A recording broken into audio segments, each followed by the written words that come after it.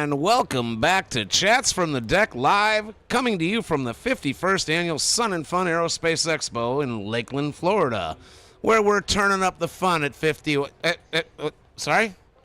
Say again? Tell me that there's something on the radar. Get a visual on it. You can't see anything. There's something on the radar and you can't see it. That sounds to me like Mr. Tupper and crew have made an appearance. They have arrived, are circling over the Lakeland Linder Regional Airport in the invisible DC-3. Captain Tupper, can you hear me? We are here. How are you, David? Hello, Captain Tupper. Look at that. The inside of that DC-3 looks like the Tupper Law Firm. Indeed, it does. It does.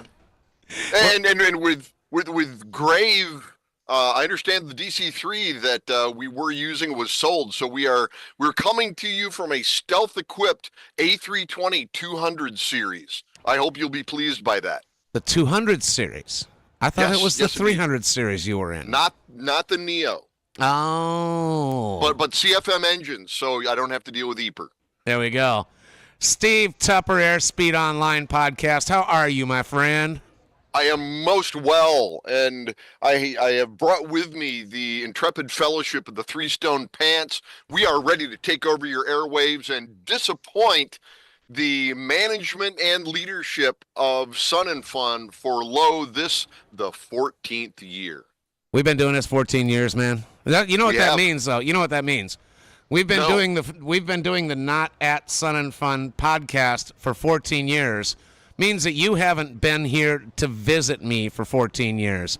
Dude, I have not. You would not recognize the place. You need to come down and bring that toddler, what's her name, Ella? Yes. Your toddler, Ella. How is that little girl? She is a sophomore and chem major at USC in L.A. She picked the furthest possible college away from here. Imagine that. I can't imagine anybody wanting to get away from you, Brother Steve. Nah, me either.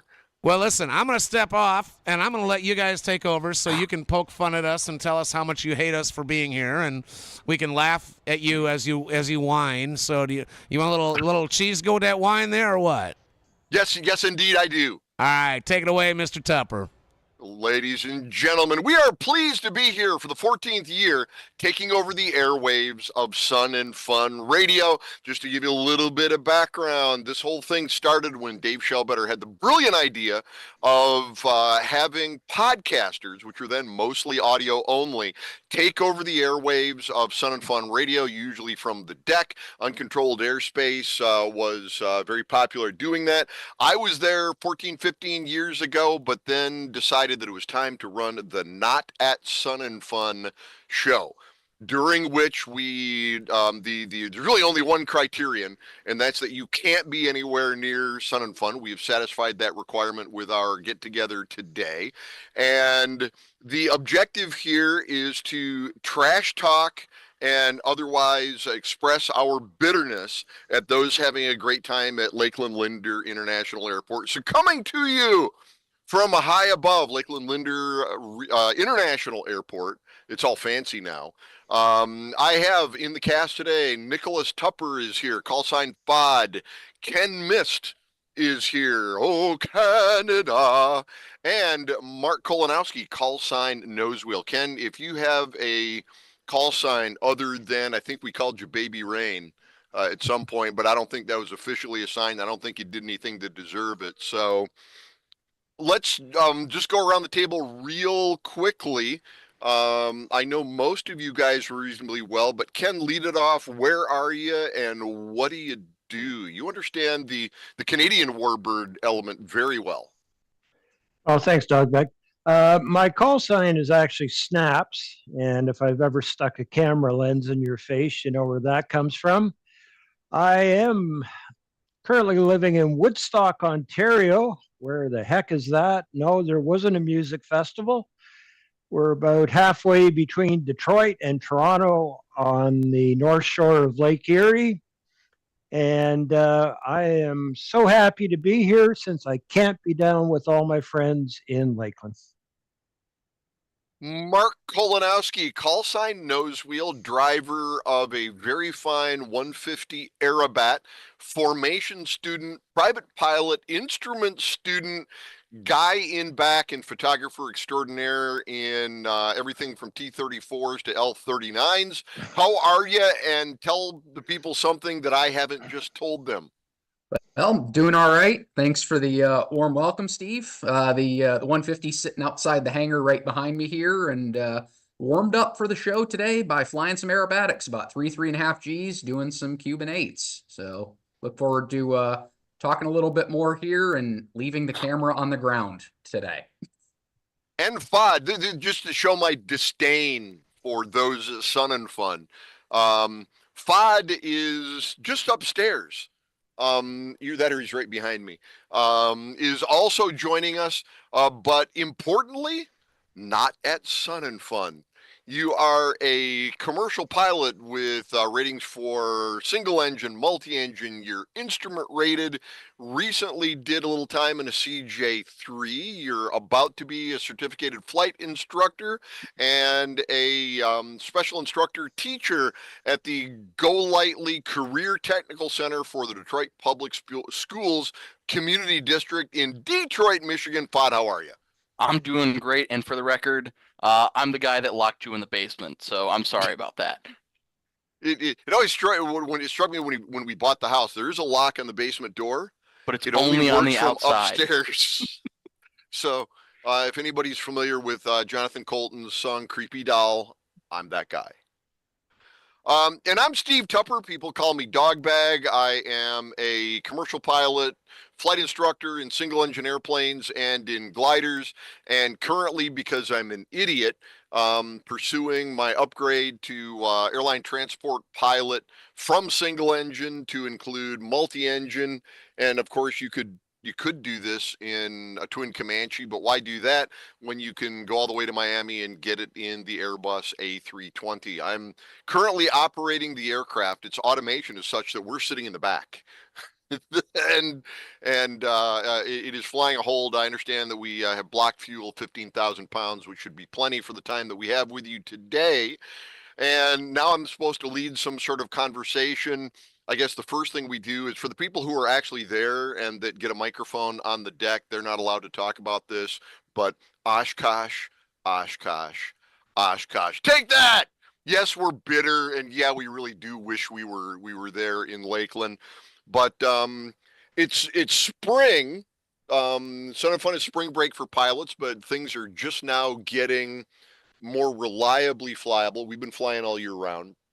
But here in Michigan and in southern Ontario, we just had some ice storms come through, and it's really starting to become convective again. But what's everybody's plans for when folks get done with Sun and Fun, start gearing up for the other stuff going on? Nellis is going on this weekend as well. Practice happened, I believe, today, and they've got a show tomorrow and Sunday. And then I'll be bossing along with Matt Creed at Thunder over Louisville. What's everybody's plans looking like for 2025 here? Anybody jump in. Sing along if you know the words. Well, you can bet I'm going to be flying every stinking hour I can as soon as this weather starts getting nicer. With luck, even later this evening if it decides to play nice. But I've got a little bit of time coming off in a couple of weeks here that I plan to make the most of. Working on that CFI, going to be a blast. But of course, Oshkosh is on the agenda. Feeling very lucky to be able to take a motor glider over there most years. Hopefully get to do the same this year. Hopefully get to do it with more than one this year. I know we were a little bummed that we only got one over last summer, but hopefully we can get 2 or 3 and have a little bit of fun on the show. And to be clear, Lakeland is within your striking distance in Fafnir the Tomahawk. It's just that you're a working man and are unable to get that amount, or you have that amount of time off. It's just that you use it for other stuff. This is correct, and also at least a little bit of spite and at least a small amount of fear. I've been on this podcast enough, and have never actually been to Sun and Fun. It is on my bucket list, but I do fear slightly. And I brought this up on UCAP a couple of weeks ago that if I were to arrive at Lakeland, I am concerned that I might spontaneously combust. I actually have a plan to, like, it's, one of these years, obviously not this year, just around the corner of the Sun and Fun Radio building, declare myself ineligible and sit there with Dave and make fun of the people who are not there. Oh, there you go. But Ken, you've been heavily involved with, obviously, the folks flying the Canadian Warbirds. You have, at least in the past, and probably still with the CAF Tuskegee Airmen operation. Tell me what you got going this year. Yeah, this year, and I should say I'm the only ground pounder here. I don't fly much, but this year is a little bit weird because I'm taking a couple of trips to Europe, and I'm not being political here. It's just the way it works. I'm going to Holland for the 80th anniversary of the liberation in next month. And then in September, I finally get to go to the UK and do a tour of the Battle of Britain airfields, including a stop at the Duxford Air Show. Normally, I would be in Lakeland. Some of you may have run into me over the years with the CAF, the Rise Above Red Tail project, but it wasn't in the cards this year. And frankly, 20 hours of driving is not something I look forward to. And then other than that, this aircraft you see behind me, the Red Knight, a T-33 from the Jet Aircraft Museum in London, Ontario. That's taking a lot of my time. It's coming out of annual, past the flying colors, just the nose wheel fairing. And we're going to have that up in the air and thrilling local fans in not too long a time. And Ken, you say you're a ground pounder, but for a ground pounder, you sure have spent a reasonable time in the air. I've been in formation with you, with you, me, Mike Nutt, and Fod after a trip to Willow Run. So by no means a stranger. Matter of fact, probably better acquainted with the field than with many. Nose wheel, a horrendous call sign to get. There are worse, but not a lot of them. What kind of plans are you looking at? I know you're working on the instrument rating. We're working on upgrading FOD's formation card to lead and getting you a wing card. And your 150 is very well suited to the TG7As and the Tomahawk. Tell me about what you're doing and actually the building you're sitting in. Yes, so I'm currently sitting in the gorgeous hangar owned by my aviation mentor Ron Staley, a fantastic warbird formation pilot and a great mentor for a lot of us in the aviation community here in Southeast Michigan. Although some may style him as a bit of a drug pusher, it is what it is. Yeah, this summer's plan, if all goes the way I would hope, we'll be looking for commercial single engine land, instrument rating, fast wing card, maybe flying in an air show at a certain airport about 20 miles that way later this summer, and yeah, just having as good a time as I can in the 150, and also getting out to a handful of air shows with the camera in hand, ideally ones that I can fly to. So there's something, as Fod knows all too well, unmistakably fun about landing and parking next to a row of people who we grew up drooling watching them fly. And having our airplanes parked at the end of that row and getting a talk shop with those guys is it's an honor, and I think we're very, very fortunate to have the opportunity. It's if you live, you may we all live long enough to become the enemy is one way to put it. So this stuff falls. We don't have any Aussies. We've had Aussies like every year for the last 10 years. We are mostly Michigan, Ontario, places where it's okay to say that Signals is your favorite album. And Power Windows is pretty okay too. A little less guitar, but okay. And so things are gonna get a little bit warmer. We're gonna get out there. Just by way of, I guess, for my plans, not that they're that important, is to help you two guys get over the line in terms of the both the CFI, the formation stuff, and things like that. And I am, if I had to fill out a security clearance application, I am now such that I would have to list the Stay Bridge by the airport in Miami as a place of residence. I spent 3 weeks there. I'm going back on the 16th, ideally to finish up this type rating in the mighty A320. I'm an idiot. It's probably the hardest thing I've ever done, and I'm a guy who went to law school while working full time, taking up to 5 classes at a time. I was not built for, kind of the airline thing, but I'm proving stuff to myself. I feel obligated to point out that Dogbag was in Florida prior to Sun and Fun and will be returning to Florida after Sun and Fun. He just came home to skip it just to do this show. I'm in Michigan out of spite. That's dedication. For no other good reason. We're going to have a station break coming up in a couple of minutes, and when we come back, we will be talking about the climate of general aviation. There's some cool things going on in terms of the regulations having to do with experimental aircraft, with air shows in general. We're now a few years into the implementation of the 8900.1 that came into effect in 2019, just in time for the global pandemic. And those seem to have been reasonably well ingested so far. ICAS is rewriting the Airboss recognition manual. That's with the FAA. We can, we can't talk about specifics and stuff, but the way that stuff works, some of the news that we've gotten about new air show acts that are coming to the skies or remaining in the skies, and things of that nature. And I believe we'll be with you through 7 o'clock local, and be able to talk about all of those things. And I will say, just to sort of tease this, Mark flies a 150 Aerobat. FOD flies a Piper Tomahawk.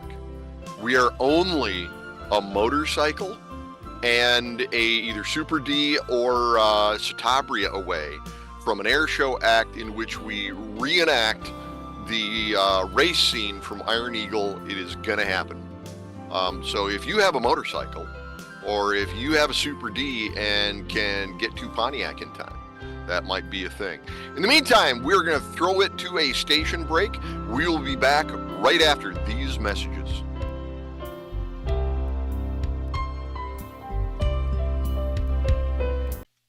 Hi, this is Dr. David Kolbaba from HealthQuest Radio, Chicago. You're listening to Sun and Fun Radio at WPEP, that's 1510 on your AM dial. You can catch us live and online at liveatc.net/SNF. So stay with us. More coming right up.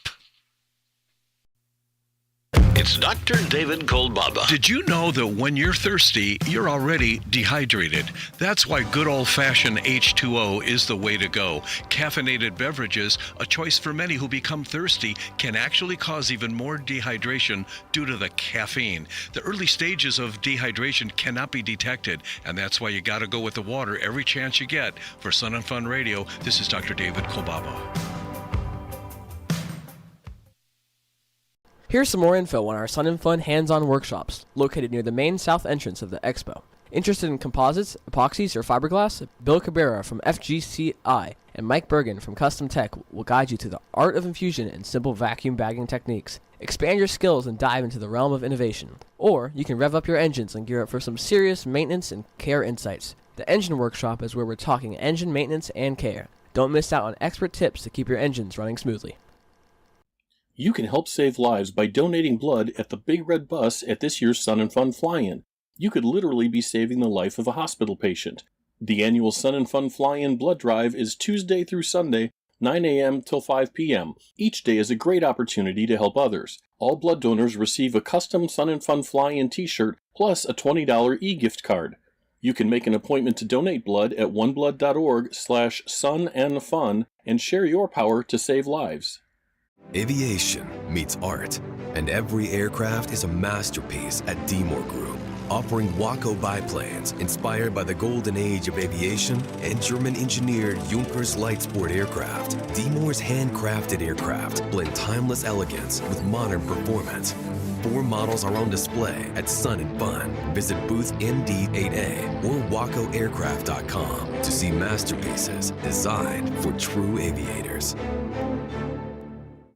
Every afternoon, Tuesday through Sunday, Sun and Fun is proud to present the Daily Air Show, brought to you by Shell and AOPA. You can join us at the flight line for exciting air show performances with highly skilled pilots flying all types of aircraft. The Daily Air Show lineup includes a variety of aircraft such as ultralight paramotors, gliders, World War II fighter planes, modern aerobatic and race planes, as well as military fighter jets. The displays of masterful flying will delight the crowd every afternoon all week long. Looking for the perfect gift or souvenir? Airport Mugs just landed with premium ceramic mugs featuring all Bravo, Charlie, and Delta airport codes in America. Airport mugs are printed with your favorite airport code on one side and runway sectional information on the other. Use discount code MUGS20 at checkout for 20% off. Visit airportmugs.com. That's airport-mugs.com today and elevate your hot or cold beverage experience.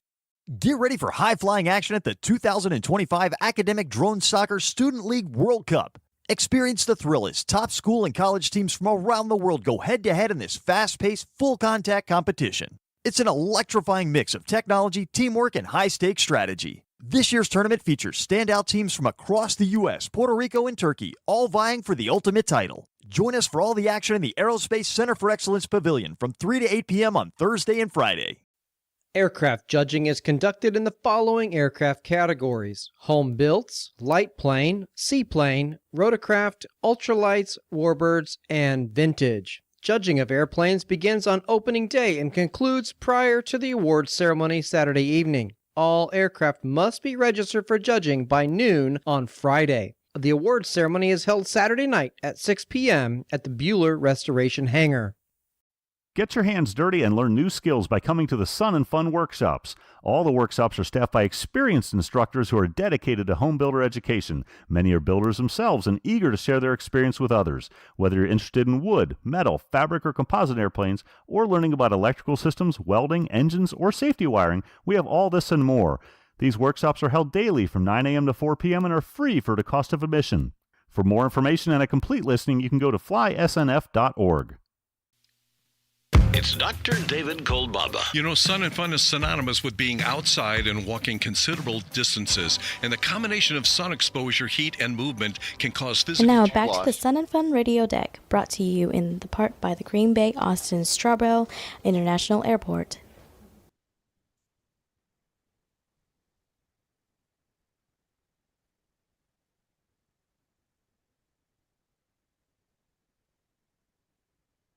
All right, Manflex 51 SRS Runaway Auto Thrust Blue.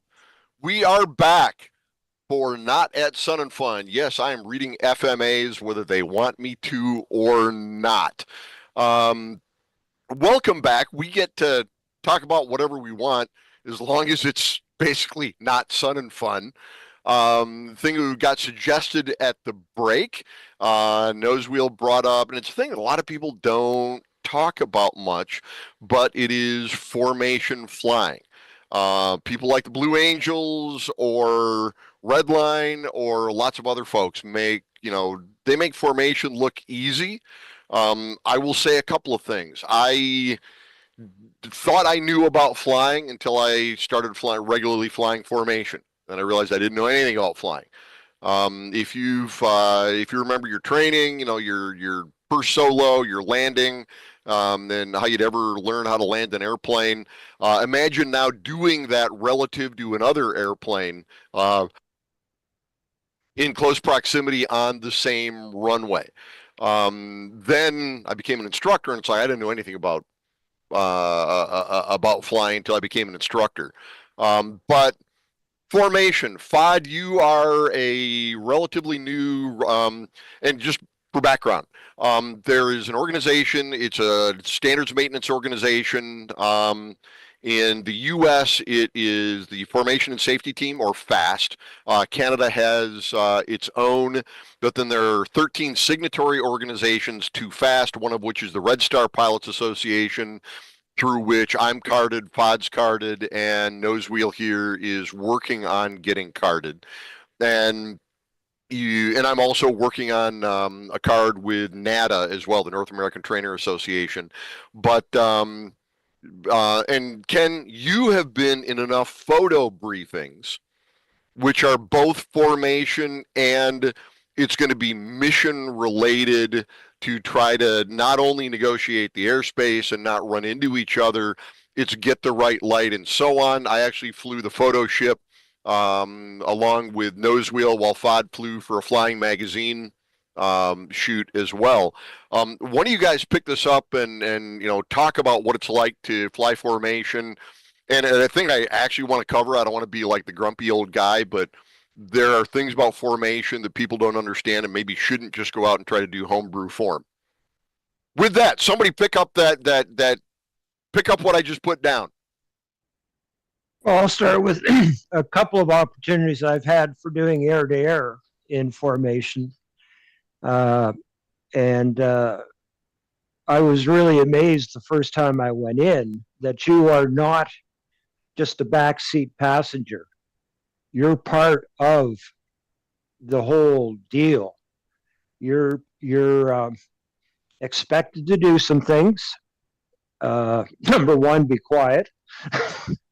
But also that you're going to be following what your pilot is doing, and your pilot, if he's not lead, of course, is following lead.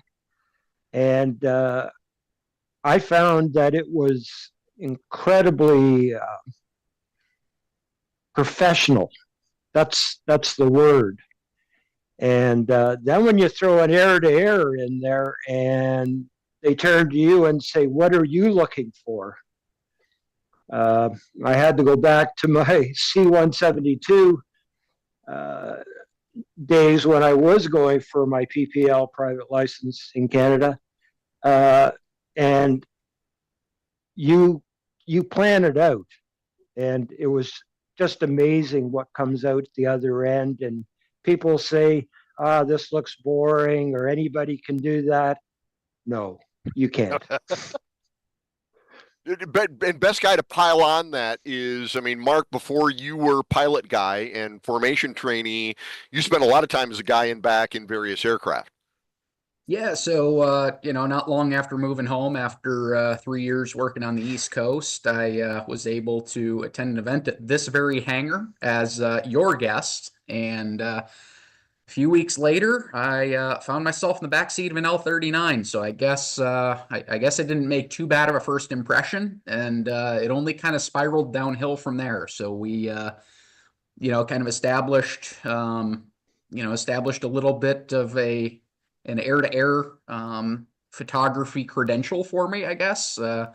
And it only grew from there. So got a lot of experience in the backseat of jets with a very talented group of warbird formation pilots, some of whom have, extensive military backgrounds, some of whom fly air shows to this very day.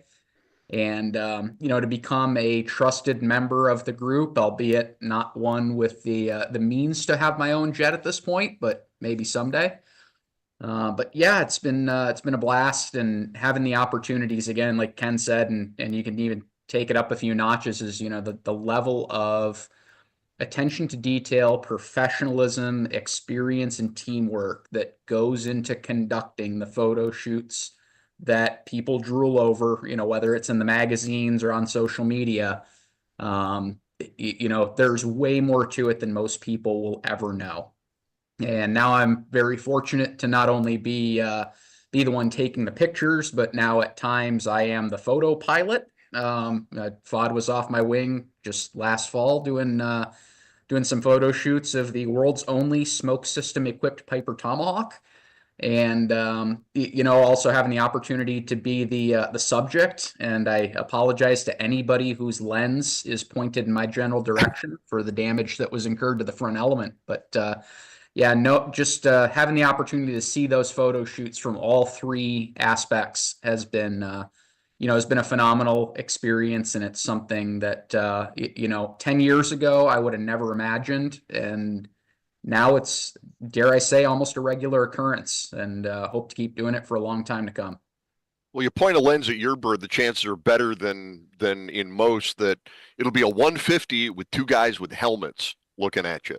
Well, that's partially your fault. I mean, yes. if there's a helmet in there, I think we know who's going to be wearing it. And I guess my flying's bad enough that my formation instructor feels the need to wear a bucket. So if that gives people an idea where the flying level is at, that's just how we do things over here in Michigan.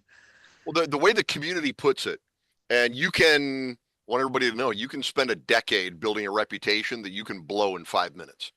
The watchword, the best I've ever heard it put is perfection is expected, excellence will be tolerated.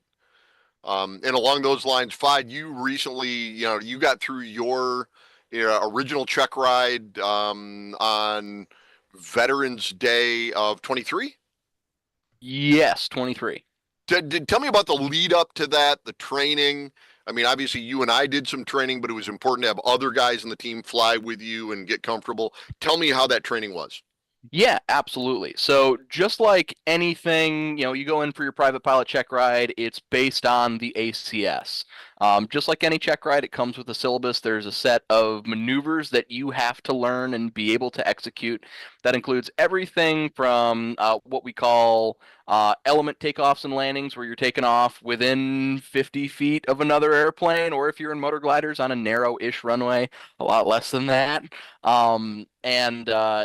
To wing turns, echelon turns, all terminology that you can go and look up and see where this comes from. A lot of the resources for this are available online. They're not terribly hard to find. But you go and learn all these maneuvers, and the biggest thing about formation that I really want to draw people's attention to, I've heard it said a number of times from a lot of really smart people, formation's a great way to lose 2 airplanes at a time and their occupants.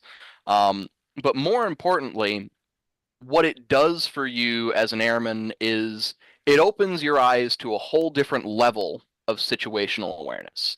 When you start initially flying as a wingman, it's a huge amount of work, and you realize pretty quickly that you do not have the bandwidth, and you are not even allowed to have the bandwidth to think about what's going on outside of the formation. That is not your job. That is lead's job. Now that I'm actively pursuing a wing card, having gone through, I've got 110 hours in formation at this point. Literally 10% of my time has been spent within about 50 feet of another airplane. 40 or so of that in the last year, mostly off of nose wheels wing.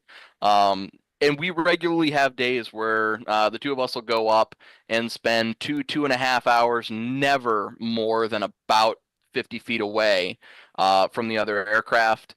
But going in as a lead, you're not just thinking about situational awareness in terms of, okay, where can I put my airplane? If I'm solo and I'm a little bit tight, I can use the full capability range of my aircraft. When you're flying in a formation, you have to take into account the basically collective performance of one giant airplane. If nose wheel's out on my wing and he's on my right and I go and make a left turn, suddenly he has to fly through a whole lot more air than I do. So not only am I thinking about, oh, I need to make a left turn now, and at this point, 1,100 hours in, that's pretty automatic. Not only do I have to think about, oh, I have to make a left turn now, oh, I have to make a left turn in the exact and most precise way I can so that I don't lose him on the outside.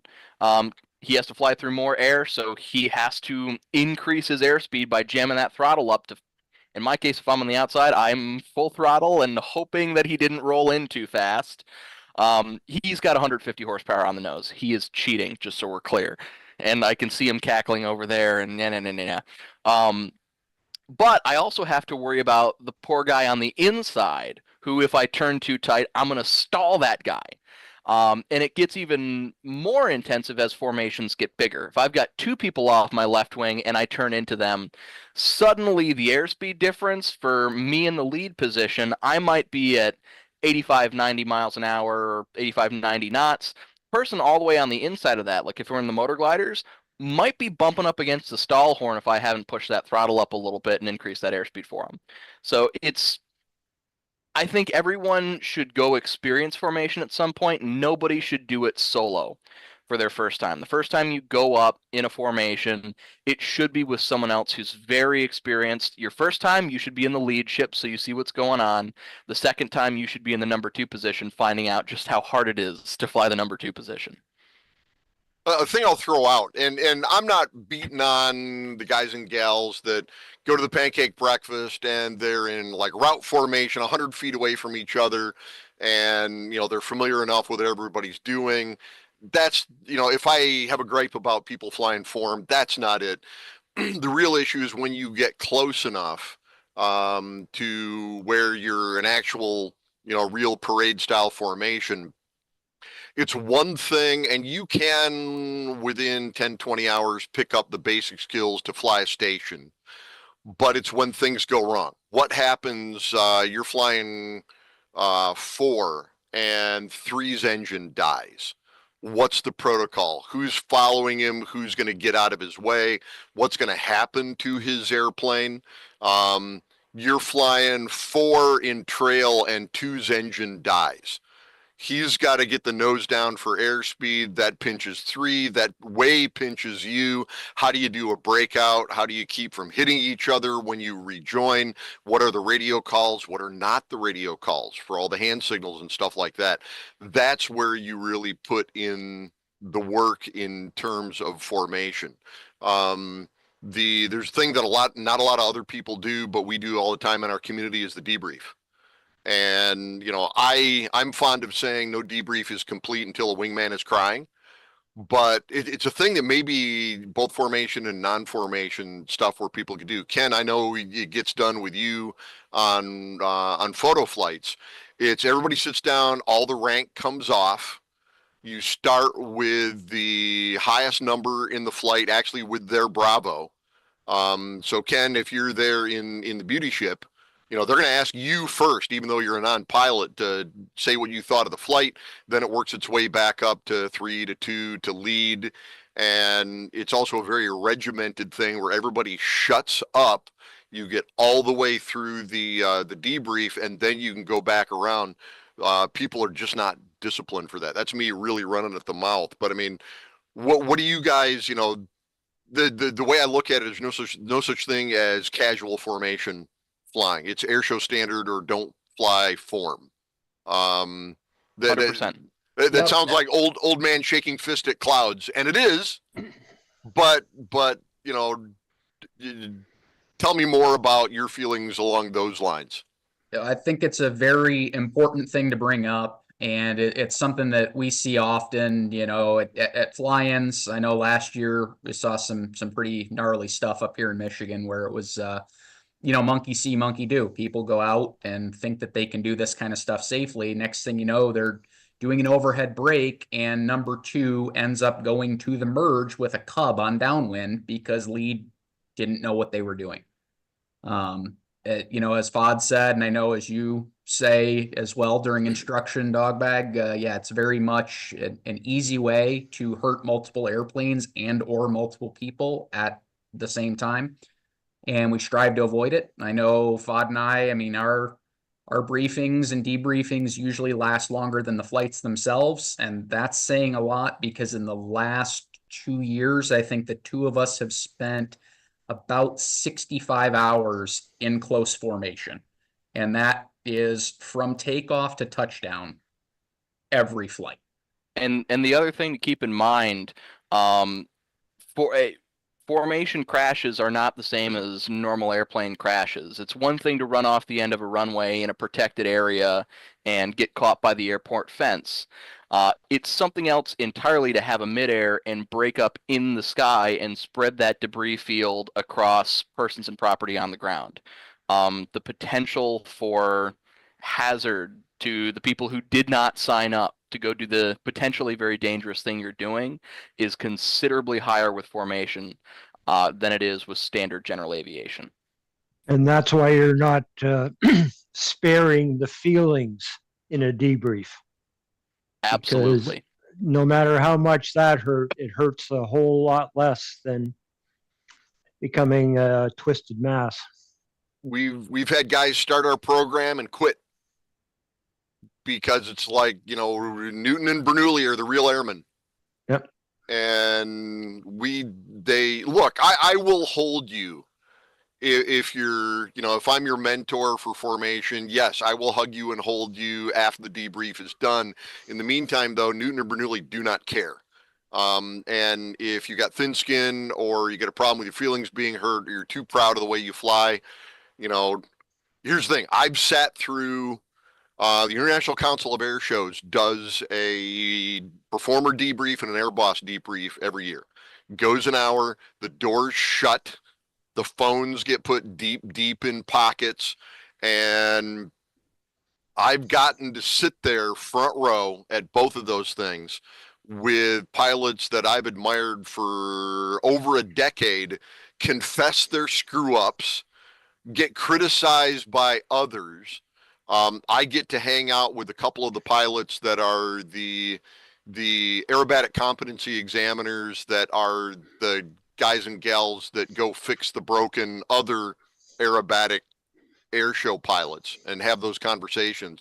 I've seen guys that that are widely respected air show pilots, and somebody would just walk up to him on the convention floor, take him aside and say, "Hey, I saw you do this thing at the East Armpit extravaganza that I didn't quite understand." And they'll respond, "Yeah, density altitude was a lot higher than I thought it was going to be that day. And I was unhappy with what I saw on my downline in terms of, you know, airplane wasn't responding, and I totally forgot it was 95 degrees and humid out." So they will have those conversations.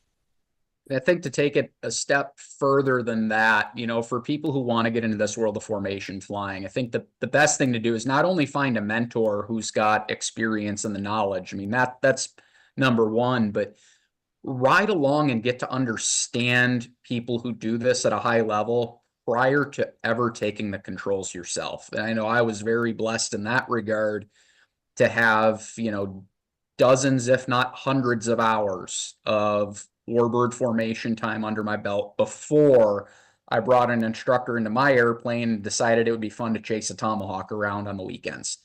And it allowed me to be in a spot where I already knew a lot of the stuff that I needed to look for, a lot of the hand signals, a lot of the radio communications, and just the dynamics of formation flying, both as a photographer and, you know, as a ride along pilot sort of person. But having that knowledge as more or less muscle memory in your head goes a long way to making sure that it ends up being something safe, because when it's time to learn the actual mechanics of flying close to another airplane, at least you don't have to worry as much about the other stuff, because to some degree, it's already second nature.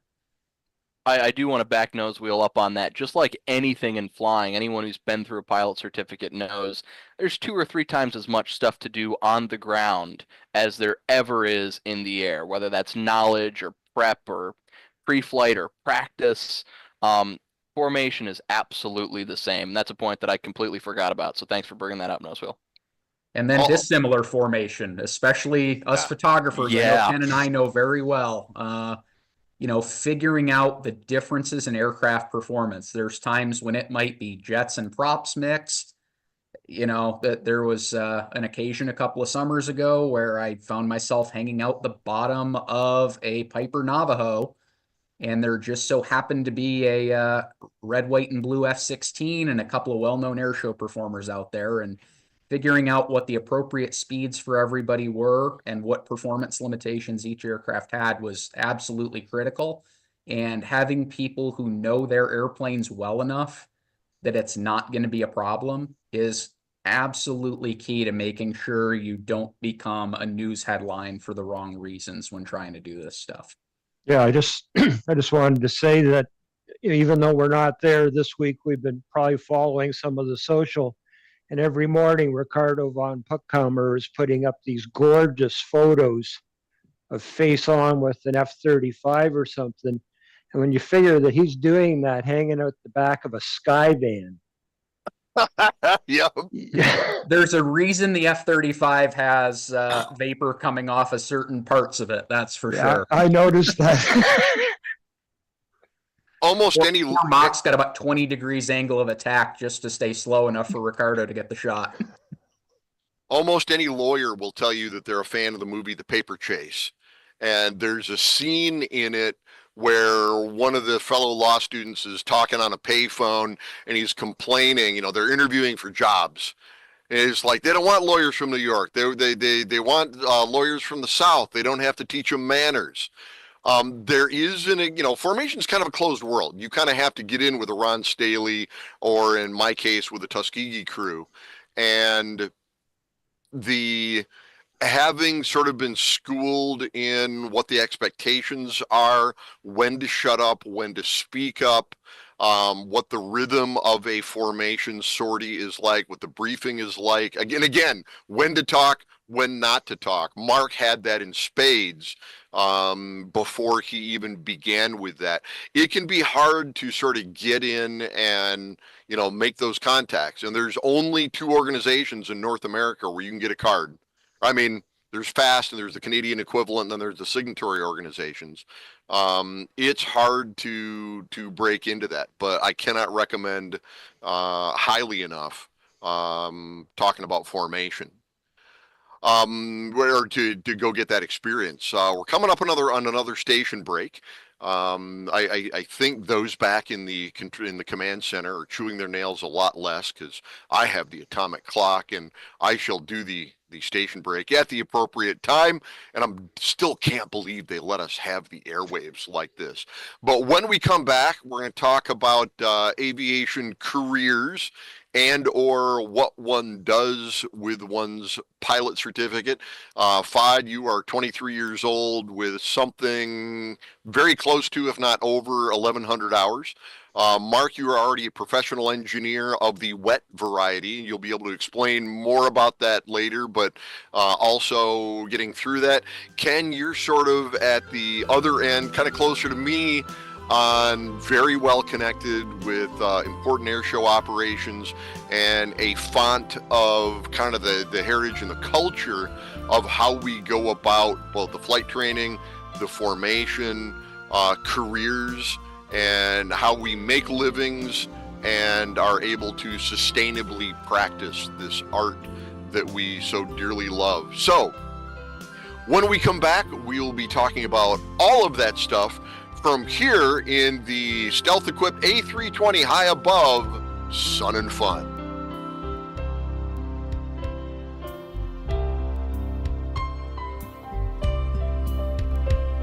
Hello, this is Dave Pasco with LiveATC.net. You're listening to Sun and Fun Radio, WPEP 788 1510 AM, and online at liveatc.net/SNF.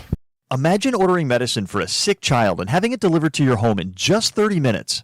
That's the future of delivery with Wing Aviation, already serving Dallas and expanding soon. With over 450,000 successful deliveries worldwide, Wing is revolutionizing convenience for busy parents, shift workers, and those with mobility challenges. See their cutting-edge aircraft and technology in action all week at Sun and Fun. You can learn more and find out when they're coming to your area at wing.com/Florida. Attention vintage aircraft owners. Are you flying your classic beauty to Sun and Fun this year? Ensure your factory-built aircraft qualifies for our vintage parking. Choose from categories like antique, classic, and contemporary, covering planes built up to 1970.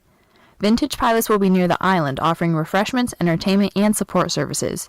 Visit the Vintage Hospitality Building for event and camping registration, located west of the Vintage parking area. Camp with your aircraft and explore our Flying Early camping package. See you at Sun and Fun. Need a pick-me-up? Swing by Legend